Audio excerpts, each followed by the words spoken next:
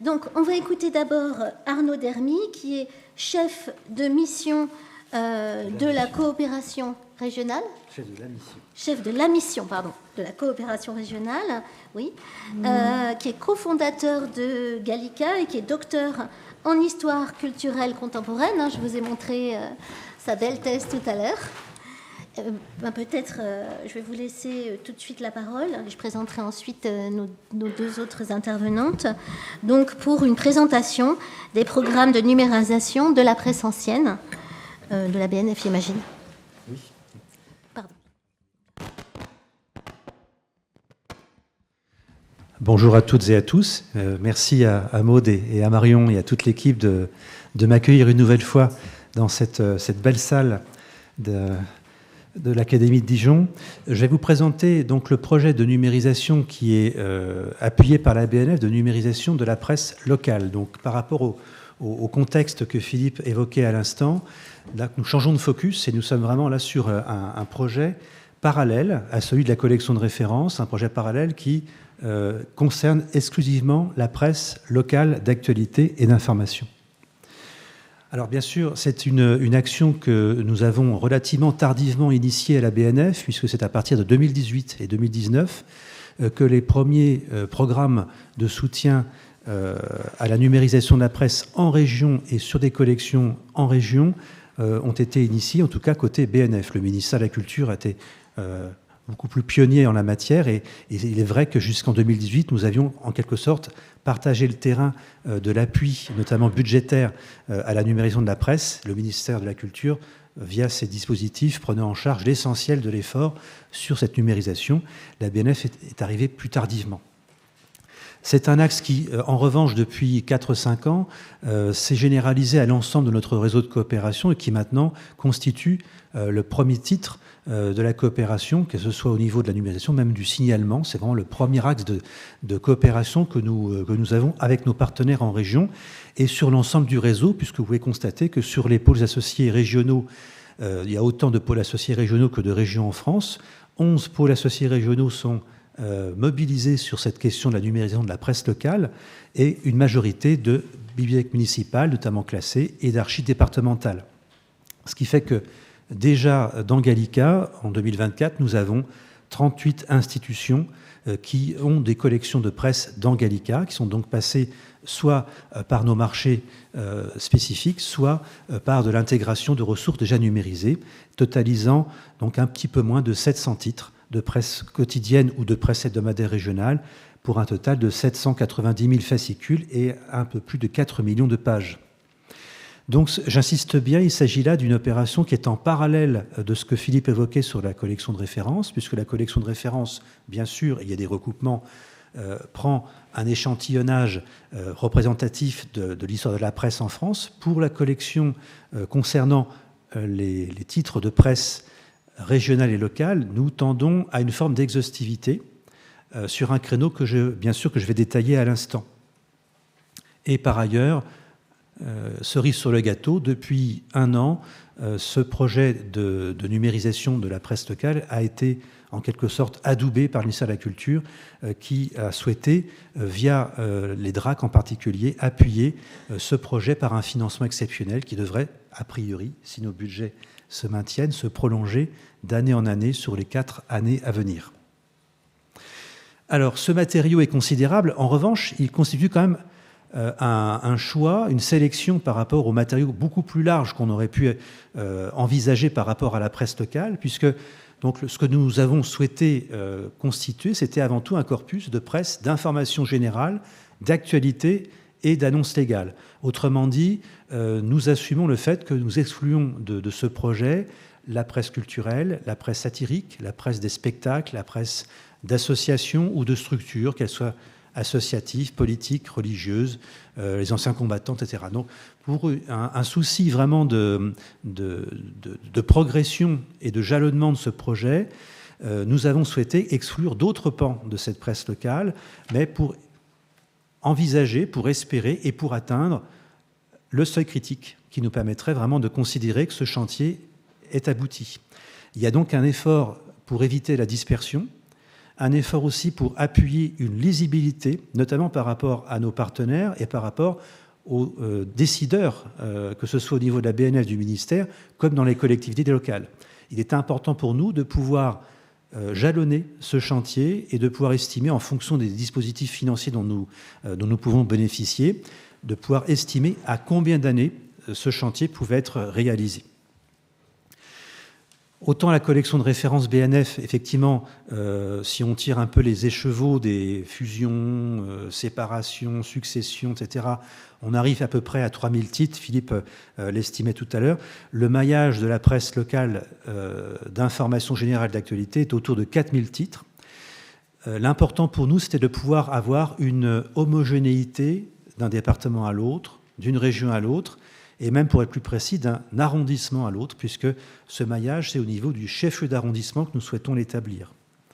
C'est donc un élément représentatif de l'opinion publique de l'époque. Je ne m'étends pas sur l'intérêt que représente, bien sûr, la valorisation de ce corpus. Il me semble relativement facile à démontrer. Et, bien sûr, une attention particulière aussi aux trous que peuvent représenter dans l'histoire nationale les défauts de dépôt légal à la BNF, en particulier les régions récemment rattachées à l'espace national ou qui ont été de temps en temps détachées de l'espace national. Donc on a quand même une petite attention particulière sur l'outre-mer et sur les régions Alsace-Moselle et Savoie. Alors, très concrètement, le mode opératoire, puisqu'il faut d'abord parler du contexte dans lequel ce projet peut avoir lieu, le mode opératoire, il est d'une part, une politique de subventionnement très forte de la BNF, appuyée en cela par l'État via les DRAC et d'autres dispositifs comme la délégation à la générale de décentralisation. Un subventionnement qui porte directement au maximum de ce que l'État peut porter, à savoir 80% sur prestation, par exemple, ou sur préparation des collections. Le chantier, bien sûr, il dépend de certaines conditions, notamment le fait que nous puissions bénéficier des livrables en même temps que le partenaire et par conséquent que Gallica puisse s'enrichir en même temps que les plateformes des partenaires. Mais Gallica n'est pas en soi une condition de monopole de diffusion. Donc nous considérons que la double diffusion est toujours prioritaire et toujours très importante pour nous. Et bien sûr, nous apportons l'archivage pérenne dans notre système de préservation et d'archivage réparti, SPAR, archivage pérenne gratuit dans la mesure où ces collections sont diffusées dans Gallica. Ce chantier se double bien sûr par un audit des collections déjà numérisées qui ne sont pas forcément toujours mises en ligne pour des questions diverses et variées. Et donc, dans nos chantiers, notamment régionaux, nous mettons comme première étape de ce chantier une information précise sur ce qui peut dormir sur les disques durs ou sur des serveurs de nos éventuels partenaires, de manière à pouvoir intégrer ce qui a déjà été numérisé et de ne pas faire deux fois le même travail, en particulier par rapport aux collections BNF. Il y a une information croisée que nous tâchons de maintenir entre nous pour essayer de ne pas se marcher sur les pieds et par conséquent de permettre à la BNF, quand les collections se croisent, donc entre la collection de référence et cette collection de presse locale, donc de permettre à la BNF de se porter sur d'autres efforts et de permettre à Gallica et à la collection nationale qu'elle supporte de bénéficier de l'appui de tous. Sur ce chantier, notamment, beaucoup de campagnes, et celles que nous avons actuellement en 2024 continuent à se porter sur ce chantier-là, c'est la prise en charge des collections des grandes plateformes régionales qui, les unes après les autres, rejoignent Gallica. Alors, bien sûr, l'un des premiers chantiers, ça a été l'archivage pérenne des collections de l'immédiat kiosque, donc pour le sillon lorrain. Et puis, peu à peu, donc à mesure que les régions se sont appropriées ce chantier et cette problématique, l'intégration des collections numérisées de la presse occitane, puis ensuite de Lectura Plus. Lectura Plus est en cours. Normania, ce sera certainement d'actualité à partir de janvier, etc., etc. Et enfin, bien sûr, la volonté de numériser à partir des collections de partenaires de la BNF sur les principaux titres de presse quotidienne régionale. Dans la collection de référence, ça a été présenté par Philippe tout à l'heure, nous avons 20 titres de PQR, donc de presse quotidienne régionale, qui sont spécifiquement dévolus aux collections de partenaires. Donc c'est pour soulager les équipes de la BNF sur la numérisation de ces collections de référence, on nous a demandé à la coopération de la BNF de solliciter des partenaires en région pour assumer la numérisation de certains grands titres de PQR. Ici, nous avons déjà réalisé à partir des collections de la BM de Dijon et des archives de Côte-d'Or le bien public. Et ce sera également chose faite prochainement avec les archives de la Nièvre sur Paris-Centre, le journal du Centre. Mis à part ces 2 titres-là, l'ensemble des autres chantiers se fait sur marché extérieur. Une articulation des dispositifs de soutien État, avec notamment donc la possibilité, dans le cadre des 80% de financement assumés par l'État, d'articuler à la fois des financements BNF et des financements autres provenant de l'État, en particulier gérés par les DRAC, le plan de numérisation et de valorisation des biens culturels, le PNV, ainsi que ponctuellement la mise à disposition de la DGD pour les bibliothèques municipales, ce qui permet notamment d'inclure pour les plans PNV et les dispositifs BNF les collections des archives départementales. Les subventions BNF sont de plusieurs natures. Ils permettent à la fois aux porteurs de projets de financer des prestations de numérisation, mais également des vacations ou des missions de préparation des collections, que ce soit au niveau du bulletinage ou du repérage des collections numérisables. La difficulté, bien sûr, c'est de pouvoir trouver dans un seul lieu des collections qui soient intégralement numérisables et par conséquent de pouvoir assumer au niveau d'une vacation ou d'une mission la possibilité d'identifier dans d'autres centres documentaires des collections numérisables complémentaires, puisqu'il est quand même relativement rare, et on l'a vu à Dijon pour le bien public, de pouvoir disposer en un seul lieu d'une collection propre à être numérisée. Donc ces subventions BNF prévoient également ce type de chantier et éventuellement aussi des chantiers de reprise, de restauration des collections avant prestation. Pour le marché BNF, c'était indispensable puisque le cahier des charges du marché BNF a été conçu sans la connaissance des collections en région, sans la connaissance de la conservation, de l'état de conservation des collections en région. Donc c'était nécessaire de pouvoir prévoir une phase de préparation de ces collections de manière à ce qu'elles puissent être prises en charge dans nos chaînes de production. Et c'était également vrai pour tout ce qui peut appuyer des projets de numérisation en région. Nous proposons quelques mois de préparation, que ce soit donc d'ordre bulletinage ou d'ordre de consolidation. L'accompagnement méthodologique, ça veut dire que si nous encourageons un partenaire à se lancer dans une maîtrise d'ouvrage, il est évident que nous appuierons la rédaction des cahiers des charges, que nous appuierons également la relecture des offres des prestataires, de manière à ce que l'opérateur que nous soutenons financièrement puisse également être soutenu méthodologiquement par la BNF, dans la mesure où ces collections sont appelées à enrichir une collection nationale. Donc nous ne laissons pas nos partenaires dans la nature.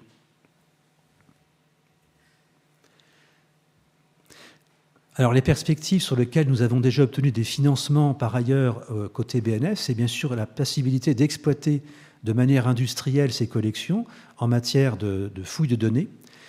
Ces expérimentations, elles ont déjà été effectuées dans le cadre de projets sur lesquels Marie-Ève a pu revenir ce matin, et aussi Philippe, notamment les projets European Newspapers ou New Us, qui permettent justement d'expérimenter un type de fouille d'images ou un type de fouille de données.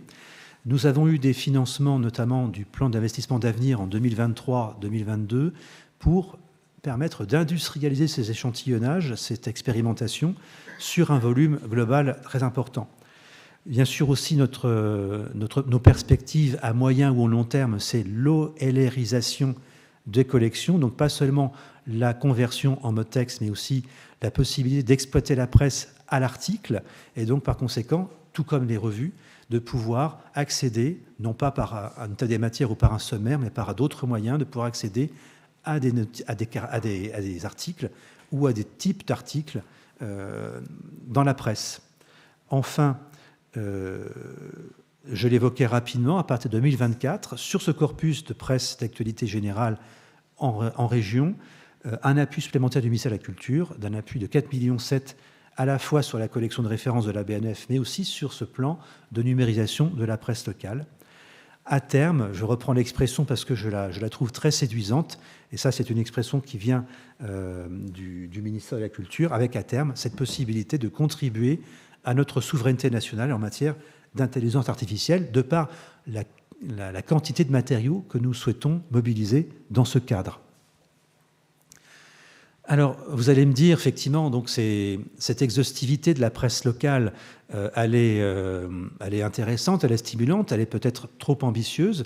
Eh bien, en fait, c'est grâce aux chiffres aussi qu'on a pu évaluer à partir de l'offre actuelle sur Internet, toutes plateformes confondues, que ce chantier a pu être validé, puisqu'on s'apercevra que sur l'ensemble des départements français, sur le corpus que j'évoque, donc la presse d'actualité et d'information générale et des annonces légales, nous avons déjà aujourd'hui 40% du matériau qui est déjà numérisé. Ça veut dire qu'à moyens constants, on va essayer d'avoir des moyens constants, mais à moyens constants, ce chantier visant à une certaine exhaustivité, ou en tout cas à un seuil critique tendant à l'exhaustivité, ce chantier est possible et est réalisable.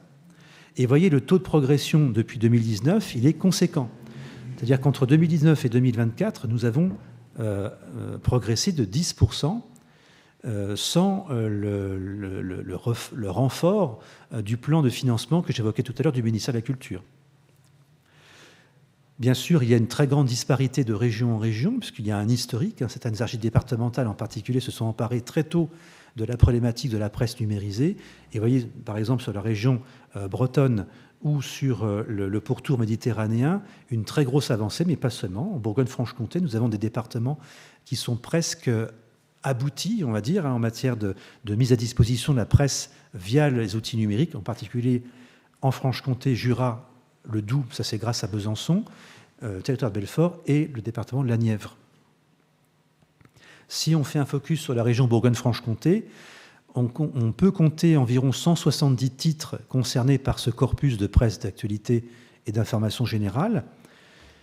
Sur ces 170 titres, 58 sont par ailleurs présents dans la collection de référence de la BNF, donc on a un croisement au niveau de l'action sur ces titres-là. Et en Bourgogne-Franche-Comté, globalement, nous avons déjà 50%, donc la moitié du travail est déjà fait. Bien sûr, de manière tout à fait disparate d'un département à l'autre, comme cette carte vous le montre. Et pour finir, le détail donc, de la collection de référence, un peu moins de 3000 titres comprenant l'ensemble des thématiques de presse, 170 titres de la collection de presse d'actualité des territoires de l'autre côté, et au milieu, 58 titres correspondant au recoupement entre ces deux axes prioritaires de la BNF, parmi eux le bien public, mais également, je prenais comme exemple le libéral de l'Est, et c'est sur ces 58 titres, c'est-à-dire en double, j'allais dire, que cette information entre les chantiers du département des collections de la BNF et le mien doivent être un peu plus resserrées. Je vous remercie.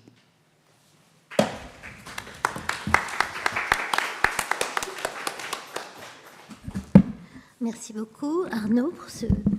C'est très encourageant, c'est enthousiasmant, toujours, très bien. Donc, maintenant, nous allons écouter Laurence Deloire et Habiba Imengfeng. Alors, Laurence Deloire, elle est conseillère cinéma audiovisuel, alors d'abord au ministère de la Culture, en DRAC, en Bretagne, et puis aujourd'hui en Bourgogne-Franche-Comté, où là, ses missions ont été élargies au numérique. Donc, elle y est référente Passe Culture, Microfolie, et elle est en charge du programme de numérisation et de valorisation des contenus culturels. Et puis, son intervention se fera en binôme avec Habiba Imengfeng, qui, depuis 2020, est conseillère livre et lecture, archives et langue française au sein de la DRAC Bourgogne-Franche-Comté, en charge des départements de l'Aix-Franche-Comté, dont en investissement une quinzaine de projets de construction, et notamment le projet phare de la grande bibliothèque de Besançon. Et donc, leur intervention portera sur le plan numérique et de valorisation des contenus culturels. Vous voyez comment la journée est construite. On va du plus large au plus précis. C'est très bien construit. Merci. Je vous laisse la parole. Bonjour à tous. Je tenais quand même en introduction, vous m'entendez bien ? Oui. À remercier l'Agence du Livre pour l'organisation de cette rencontre professionnelle annuelle dédiée au patrimoine écrit, et tout particulièrement à Maude qui a récupéré la mission, voilà, c'est seul, je dirais, cette année, parce qu'on a, comme Marion tout à l'heure vous l'a dit en introduction, on a une grande pensée pour Alice Zunino aujourd'hui. Elle nous manque beaucoup. Donc, pour intervenir sur cette entrée-là, en complément de la riche intervention d'Arnaud, nous allons axer notre intervention sur la présentation du programme numérique de valorisation porté par le ministère de la Culture et piloté régionalement par les DRAC. Alors, le PNV, en fait, il est pas nouveau hein, comme plan national. Il existe depuis 1996 différents plans nationaux qui se sont succédés. Simplement, les anciens plans nationaux, on dira la nuance, c'est qu'ils ont surtout été axés sur la numérisation et moins sur la valorisation et la mise en ligne. C'était le grand constat de ces précédents plans, surtout au niveau des musées. Donc, il y a eu un gros progrès de fait hein, sur la phase numérisation. Et le PNV, hein, qui est, voilà, on vous a projeté un peu l'historique, depuis 2005, il s'attelle justement à valoriser et à se concentrer sur les usagers. Voilà. Donc, on va vous préciser. Pardon. Voilà, l'historique, je ne reviens pas dessus. Hein. Donc, les objectifs du PNV se concentrent principalement donc, sur l'ensemble des publics, toucher tous les usagers. Voilà, et autant pour la découverte que pour la connaissance et la recherche, découverte au plus grand nombre. Et puis, beaucoup de médiation autour du PNV, c'est-à-dire que ce soit exploité également pour le public scolaire. On a constaté aujourd'hui avec la pratique, parce que nous l'avons déployé en Bourgogne-Franche-Comté depuis 2021, de nombreux projets en fait qui nous arrivent autour du tourisme culturel, des projets. Voilà, le PNV est sollicité pour des applications ou autres valorisations de parcours culturels. Voilà, c'est un grand nombre de nos projets.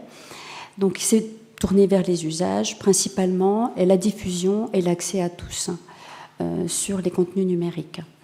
On vous rappelle également que c'est le renforcement des politiques de démocratisation culturelle et d'éducation artistique et culturelle portées par les valeurs du ministère de la Culture. Et l'ensemble des champs, ce qui est très important, c'est que l'ensemble des champs patrimoniaux et culturels sont concernés par le PNV et peuvent y émarger. On vous rappelle également les différentes conditions d'éligibilité des projets. Donc, en fait, les crédits sont alloués chaque année au DRAC, qui pilote régionalement cette politique ministérielle. On reviendra tout à l'heure sur les chiffres. Et donc, le statut des déposants, c'est, on vous met à l'écran l'ensemble des associations, des collectivités territoriales, des sociétés privées, des organismes de recherche. Et en étant également conseillère archives, je rappellerai que la priorité pour la côté archives et PNV, c'est de soutenir les communes. Donc c'est la priorité, en tout cas, des projets PNV archives. La typologie des actions, donc on va retrouver l'ensemble bien sûr, des opérations de numérisation ou renumérisation des contenus culturels.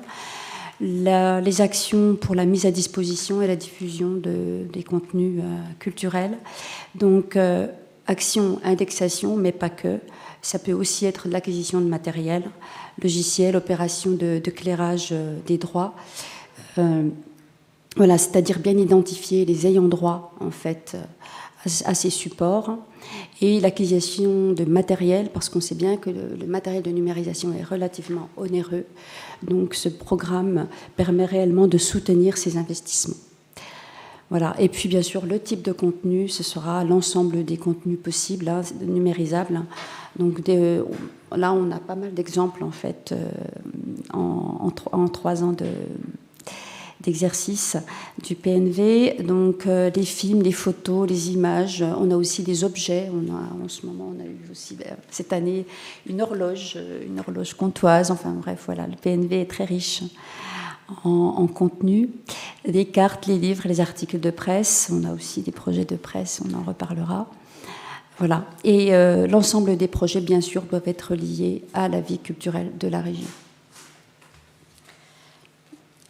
Et pour terminer, dans les modalités pratiques, les critères de sélection, donc un intérêt bien sûr culturel du fonds à numériser, la diffusion des contenus auprès du grand public, et on valorisera bien sûr l'ensemble des ressources numériques indexées, l'indexation des fonds numériques, et on revient encore sur cette notion de clairage des droits qui est essentielle. Voilà. Ce qui est important aussi, c'est les actions de valorisation, justement, pour pallier aux anciens plans de numérisation. Elles sont essentielles, valorisation, médiation auprès des publics. Et puis, la notion d'ouverture aussi des données publiques, elle est essentielle. Hein. L'appropriation, la réutilisation légale des ressources numérisées, librement accessibles, téléchargeables gratuitement, réutilisables et même pour des réutilisations commerciales. La gratuité est essentielle, en fait. Et le versement dans les bases de données nationales. Donc on va retrouver bien sûr les plateformes des archives départementales et municipales qui sont fortement sollicitées. Je rappelle quand même la notion d'expertise des archives départementales pour les projets où elles sont associées, qui est essentielle. Le signalement, qui est non exhaustif des métadonnées, mais voilà, essentiel pour le portail France Archives dans cet exemple-là. Et puis, pour les versements dans les musées de France, donc là, il y a une mise en ligne qui est prioritaire, des métadonnées. Voilà, donc là, on vous a mis l'ensemble des éléments. La détention des droits de diffusion des œuvres, bien sûr, est un critère important. Et si l'ensemble de ces critères sont suivis, le financement, en fait, le cofinancement possible pour nous sera de 50% et 50% pour les collectivités territoriales, en sachant bien sûr que l'on privilégie et on sensibilise les porteurs de projets sur la recherche d'autres partenaires financiers, bien sûr. Le calendrier, en fait, de cet appel à projet, donc il démarre son ouverture en janvier, puis en mi-avril à peu près, donc on aura la clôture de l'appel à projet. Début mai, notre comité de sélection, donc, qui est représenté par les 3 pôles de la DRAC, patrimoine, le pôle SIAC, donc, c'est-à-dire notre pôle industrie culturelle, et le secrétariat général représenté par notre service communication. Voilà. Et puis, on sollicite aussi en amont l'ensemble de nos collègues conseillers en fonction des thématiques des projets déposés. Et tout le monde est impliqué, en fait, dans notre pôle SIAC et le pôle patrimoine.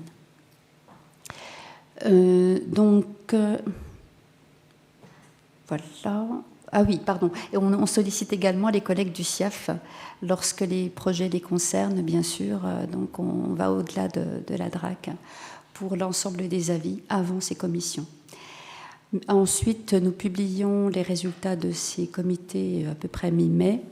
Et si l'ensemble de l'enveloppe n'a pas été dépensé, on organise une deuxième vague d'appel à projet, voilà, à peu près avec la clôture mi-septembre.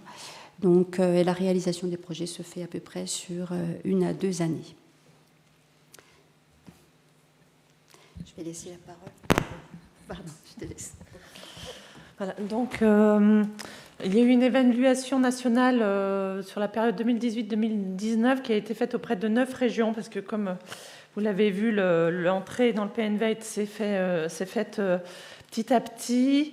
Donc en tout cas, cette étude prouve qu'il y a eu un fort ancrage territorial et que c'était majoritairement des acteurs locaux qui déposaient des demandes. Il y avait un taux aussi satisfaisant de mise en ligne de 81% au bout de 2 ans. En revanche, sur le sujet de l'ouverture des données, là, voilà, c'est des taux pour l'instant qui sont assez faibles, avec un taux de 17% de licences ouvertes. Et il y a une volonté, évidemment, de développer cet aspect-là pour que... que les ressources numérisées puissent être de plus en plus consultées sur différents sites. Et cet aspect de médiation à partir de ces fonds numérisés a vraiment été pris en compte par les projets, avec un souci vraiment éducatif auprès des différents publics. Donc les recommandations de cette évaluation, donc vous voyez la liste, et je vous en ai déjà en partie parlé, avec aussi une attention au sujet des droits d'auteur qui sont plus difficiles à gérer par les petites structures, et aussi sur des artistes contemporains et certains vivants. Voilà, dans le domaine des arts plastiques, c'est plus compliqué. Mais voilà, en tout cas, il y a des structures qui s'en emparent, mais d'autres sont à aider. Depuis le lancement là, du PNV, en tout cas à partir de 2025, il a été décidé que le développement d'applications avec des services innovants ne ferait plus partie de cet appel à projet, que ce serait un appel à projet distinct, pour que là, on se ressente vraiment sur le sujet de la numérisation pour de la valorisation auprès du grand public, mais pas sur de l'innovation en termes d'usage. Et puis, on s'aperçoit aussi qu'il faut vraiment suivre beaucoup les porteurs de projets, notamment les moins structurés. Alors forcément, ça parle moins aux archives municipales et départementales, mais effectivement, pour que les projets se fassent réellement, qu'il y ait une mise en ligne ensuite, voilà, il faut régulièrement que la DRAC parte aux nouvelles et soit vraiment incitatrice dans ce domaine-là, ce qui est moins le cas pour l'ensemble des autres projets, mais c'est vrai que sur le PNV, sinon, il ne faut pas qu'on tombe dans le biais de numériser sans qu'il y ait de valorisation auprès du grand public. En termes de chiffres pour la Bourgogne-Franche-Comté, donc entre 2021 et 2024, nous avons reçu 90 projets avec un taux de sélectivité de 67%. Les domaines culturels principaux, alors il y a eu des arbitrages parce que par exemple voilà, les musées arrivent en premier, mais ils peuvent évidemment numériser des collections qui sont aussi liées à des arts plastiques. Donc on voit que musées et archives évidemment représentent près d'un quart des projets retenus. Avec aussi beaucoup de... la question de la visite des monuments, des visites par des applications et touristiques du patrimoine culturel, voilà, est quelque chose qui est important pour les collectivités territoriales. Voilà, et la presse, effectivement, il n'y a que 4 projets, mais parce que je les ai distingués des autres archives. Voilà, mais ce qui est déjà bien, on va en parler juste tout à l'heure. Voilà, les budgets des projets sont très différents. Voilà, ils vont de 3 500 à 304 000 euros, avec une subvention de la DRAC qui représente en moyenne 35%. Alors voilà, ce n'est qu'une moyenne, avec des subventions qui vont de 1 700 à 39 000 euros, sachant que notre enveloppe budgétaire annuelle est jusqu'à maintenant de 200 000 euros. En 2024, il y a eu un gel budgétaire de 3%, donc c'était un petit peu moins. En termes d'exemples de projets soutenus, donc en termes de presse locale, nous avons aidé les archives municipales d'Auxerre, qui sont très actives dans ce domaine-là. Donc pour 4 titres, Le Bourguignon, Lyon et le rappel de Lyon, l'Indépendant auxerrois et la Constitution. Je crois que tout n'est pas terminé, mais certains sont déjà en ligne et ça fait plaisir.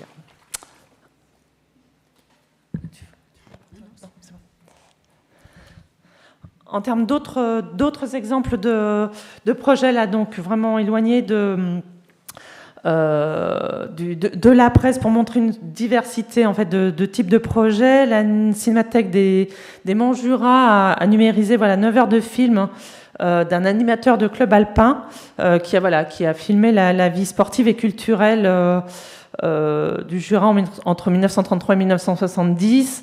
Donc l'association, qui est une minuscule association, diffuse ces films sur son site web, mais aussi sur un nouveau site internet qui rassemble toutes les archives audiovisuelles amateurs nationales et notamment qui s'appelle Amorce. Voilà, ce qui permet de multiplier les lieux de diffusion. Voilà des projets évidemment qui ont trait à des collections d'art graphique au musée des Beaux-Arts d'archéologie de Besançon, Donc ce projet est toujours en cours, il y a des plaques de verre qui sont numérisées, et tout cela sera mis évidemment sur la base de Joconde à terme. La porterie Notre-Dame du Haut à Ronchamp, donc avec la très belle chapelle Notre-Dame édifiée par Le Corbusier, va permettre aux visiteurs d'avoir des visites virtuelles à distance. Donc ça permet à la fois de conquérir des publics internationaux, mais aussi ceux qui ont des problèmes d'accessibilité, avec évidemment des visites commentées en direct. Nous avons aidé aussi Radio Campus, voilà, avec des sons passés, des interviews, et vous voyez en vignette leur site internet, et il y a une recherche croisée qui peut se faire, voilà, par les invités, par les artistes, par le style de musique, par le titre des émissions ou les périodes. Voilà, c'est ce qu'on essaye de demander au minima aux structures, qui est évidemment des recherches par rubrique pertinentes par rapport au type de contenu culturel. Et comme on en parlait tout à l'heure, les parcours culturels, donc à l'aide d'une application mobile, alors c'est évidemment in situ, mais aussi on demande à ces communes de mettre en ligne ce qui a été numérisé. Donc ça, c'est soit sur leur site internet, soit sur celui de l'Office du tourisme. Et, donc ça a été le cas à Saint-Fargeau, Tingy, avec ensuite en plus un projet de la communauté de communes, Dole et Grès. On va passer à un financement possible. Alors, en dehors du PNV, bien sûr, je ne vous apprends rien. Il y a également la possibilité d'avoir un accompagnement de l'État au titre de la DGD, la dotation générale de décentralisation. Donc, je ne sais pas si tout le monde connaît ce dispositif, un petit peu historique maintenant du département du livre.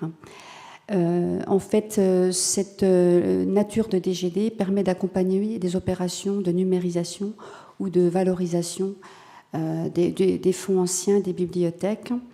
Donc là aussi, comme c'est une priorité pour nous, nous avons quand même des taux très intéressants d'accompagnement qui peuvent aller de 50 à 60% en fonction des natures des opérations.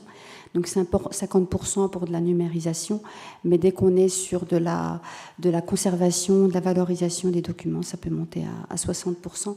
Et ces taux, bien sûr, sont révisables chaque année en fonction de notre politique générale, parce que là, comme vous le savez, les projets sont très nombreux et malheureusement, on risque d'être obligé de baisser un petit peu nos taux qui sont très importants parce que nous sommes la région la plus rurale au niveau national. Voilà, donc on est à votre disposition pour toute question sur ces sujets. J'avais juste une petite précision à apporter sur la partie budgétaire. Je profite que j'ai la parole, juste pour compléter. Donc c'est vrai qu'il y a un effort très important cette année sur la valorisation de la presse locale. Et comme l'a dit tout à l'heure Arnaud, donc il y a quand même une enveloppe conséquente de 4,7 millions. Et puis je voulais juste rappeler la ventilation peut-être de ces crédits État très importants de cette année, qui était donc sur les 4,7 millions, bien sûr une grande part, près de 4 millions pour la numérisation des références qui seront sur le futur site d'Amiens, et puis une enveloppe bien fléchée, comme la BNF s'est engagée à le faire, dédiée à la presse locale numérisée et au signalement de la presse locale, donc sur les deux opérations. Voilà. Les dernières pages. C'est les financements que vous applaudissez. Oui. Voilà. Et dernière page, les ressources. Donc maintenant, le dépôt du dossier se fait via démarche simplifiée. Et pour éventuellement pour aider les différents porteurs de projets, le ministère de la Culture a rédigé des guides pratiques, donc sur l'ouverture des données, sur les métadonnées et ses standards, et la numérisation 3D. Voilà, parce que c'est des domaines très, très pointus. Et souvent, quand certains porteurs de projets inexpérimentés MAPES, je leur conseille aussi de voir avec leurs collègues et des autres structures qui ressemblent, avec des sites internet ou des fonds numérisés qui leur semblent intéressants de prendre, d'avoir des expériences inspirantes, ce qui peut les aider et de gagner surtout beaucoup de temps dans la rédaction des cahiers des charges et dans leurs demandes vis-à-vis des prestataires. Donc on vous transmettra, le support sera diffusé, donc vous aurez tous les liens et nos contacts à la DRAC si vous avez des questions. Voilà. Merci pour votre attention.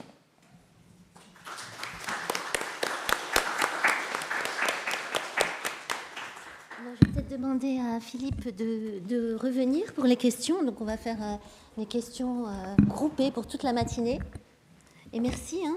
On a pratiquement rattrapé notre retard. Donc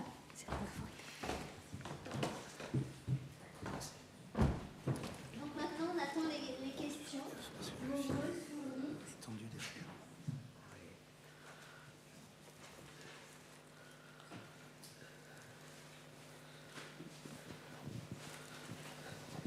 moi j'ai une question pendant que vous reprenez vos esprits devant toutes ces informations qui vous ont été données. Alors j'ai des questions pour tout le monde, j'aurai des questions pour tout le monde, mais peut-être d'abord pour Laurence Deloire et Abiba Imengfen. J'ai été très sensible au fait que vous parliez de valorisation aussi des collections. Et il m'a semblé, mais peut-être que vous allez me dire que je n'ai pas bien écouté ou pas bien compris, que pour l'instant, en ce qui concerne la presse elle-même, on est plutôt dans des projets de numérisation. Enfin, j'ai vu que les 4 projets, c'était de la numérisation. Et moi, ça m'a particulièrement intéressée parce que je m'occupe d'une thèse sur les feuilletons de la presse occitane. Et avec la doctorante, on voulait aller voir vos équivalents Occitanie pour proposer de la valorisation culturelle sur territoire de la presse et de l'édition de romans feuilletons occitans, un soutien de la région. Et donc je me demandais si vous aviez ce type d'initiative, alors à la fois soutien à l'édition et en fait l'idée ce serait de faire des parcours culturels. On a des tas de feuilletons qui sont des fictionnalisations de faits divers sur des communes occitanes. Et donc l'idée c'est d'envisager une sorte de parcours in situ touristique qui, avec des lectures audio du roman. Est-ce que ce type d'initiative-là, est-ce que ça arrive dans les régions? Est-ce que ça relève de vos compétences? Comment vous accueilleriez en fait un projet comme ça? Peut-être qu'il y en a déjà en Bourgogne, franchement. Ouais. Oui, en fait, il en existe beaucoup des projets de ce type chez nous. Simplement, ils sont plus... nous, on les accompagne dans le cadre de nos conventions territoire lecture. Et là, on travaille étroitement avec les communautés de communes et les bibliothèques qui, elles, sont les porteuses des projets. Voilà, donc nous, on apporte les financements qui sont valables sur 3 ans, mais qu'on suit de très près. Et on leur propose aussi, de notre côté, on les met en relation avec des auteurs, en fait, voilà. Et donc, souvent, ce qui est très demandé, c'est des parcours de lecture à voix haute, souvent liés à l'histoire locale, mais bien sûr que c'est très déployé. Et le soutien à l'édition, comme vous l'avez dit tout à l'heure, non. Nous, on intervient uniquement quand l'édition est au bénéfice de plusieurs maisons d'édition régionales, où là, on soutient même des sites marchands. Mais par contre, le soutien à l'édition, c'est principalement le CNL et le Conseil régional de Bourgogne-Franche-Comté. Je pensais à des maisons d'édition régionales, en fait, qui éditeraient ces feuilletons. Oui, mais dans ce cas-là, pas spécialement dans notre... non, je n'ai pas connaissance de ce type de projet. Des questions ? Alors, Viviane Canivan, des archives départementales de la Côte d'Or. Je voulais vous poser une question sur l'OLR. Vous en avez parlé tout à l'heure. Est-ce que vous pourriez nous en dire un peu plus? Comment ça fonctionne? Est-ce que j'ai l'impression que ça fonctionne à partir de l'indexation, mais est-ce que c'est le cas ou pas du tout? Non, je ne suis pas très bien placé pour vous répondre, hélas. Je suppose que l'OLR est une articulation entre de la reconnaissance de caractère qui a identifié des zones de titre et des types de caractères, de police de caractère, parce que comme vous le savez, sur de la presse, on peut avoir des tailles ou de l'interlinéarité qui est différente en fonction de la disposition sur la page, et par conséquent, il y a ce genre d'identification physique de la rubrique dans le cadre d'une page. Après, le chantier, effectivement, c'est de pouvoir récupérer une rubrique à l'autre, d'une page à l'autre, et de pouvoir qualifier cette rubrique. Je ne sais pas si tu peux rajouter quelque chose. Oui, déjà, il y a une première opération qui est une opération de zonage dans la page. En fait, c'est-à-dire entre les différents qui restituent les différents blocs imprimerie de l'éditeur. Et à partir de là, il y a possibilité d'apprendre à une reconnaissance des limites, comme le disait effectivement Arnaud, en travaillant sur l'espèce de frontispice qu'on peut avoir en début d'article ou sur les titres, la signature quand il y en a une. Ça permet effectivement d'isoler très distinctement les différents articles. Ça, c'est la première chose. La deuxième étape, c'est le rubricage de ces articles. Or là, effectivement, ça nécessite qu'on ait globalement une espèce de charte documentaire. Qu'est-ce qu'on veut ? Parce que c'est extrêmement complexe. On peut tout rubriquer, hein. Sauf que la presse étant extraordinairement instable au XIXe siècle, il y a des rubriques qui apparaissent de manière plus ou moins éphémère, etc. Il y a ça aussi, c'est-à-dire il y a la pertinence sur un quotidien qui va paraître pendant 60, 80 ans, par exemple. La manière dont on va parler, par exemple, des sports, elle ne sera pas forcément indiquée comme rubrique tout de suite, etc. Donc, c'est déterminer effectivement des zones avec une série d'indexations clés sur ces zones-là. Et en fait, là, il y a un paramétrage auparavant, obligatoirement. Là, ce qu'on avait fait à titre d'exemple, en fait, sur un marché, sur une dizaine de titres, on avait répertorié les rubriques de ce qui correspondait globalement à l'éditorial, même si le nom n'était pas forcément le plus juste, la chronique, les débats parlementaires, chronique judiciaire et ce qui était un bloc, on va dire, très largement relations internationales. Voilà. On n'était pas arrivé à un niveau de granularité plus fin. Par contre, ça permettait dans le quotidien d'arriver, d'avoir une interrogation où on avait classé en index. Si on voulait la rubrique sur un mois, on l'avait effectivement, et donc on arrivait à la bonne page. En fait, je crois, mais vous allez me confirmer ou infirmer, que ce découpage des articles, il a longtemps été fait de manière externalisée par une lecture physique humaine, c'est ça, hein, c'est un marché qui était passé. Oui, c'était effectivement, donc ça n'était pas sur tous les titres qu'on numérisait, c'était sur des grands titres qui passaient en marché externalisé. Bon, ce qu'on constate, hein, c'est que pareil, enfin, c'est... alors évidemment, c'est quelque chose dans lequel il faut s'engager, mais il y a une question de coût, pour le coup, qui est beaucoup plus importante que simplement de l'OCR, en fait. Hein, puisque là, les questions de zonage, elles peuvent être également importantes pour... Je parlais des rubriques texte, mais il y a les blocs non-texte, c'est-à-dire les illustrations. Mais évidemment, on a les zones mixtes. Donc, comment on les traite, c'est-à-dire une légende qui va être dans une image, etc. Voilà, donc il y a des moyens plus classiques, par exemple, dessinateurs, apprendre à repérer des signatures. Donc, dans ces cas-là, on les rentre, effectivement, pour trouver une espèce de table de concordance. Et après, effectivement, le moteur de recherche permet de toutes les trouver.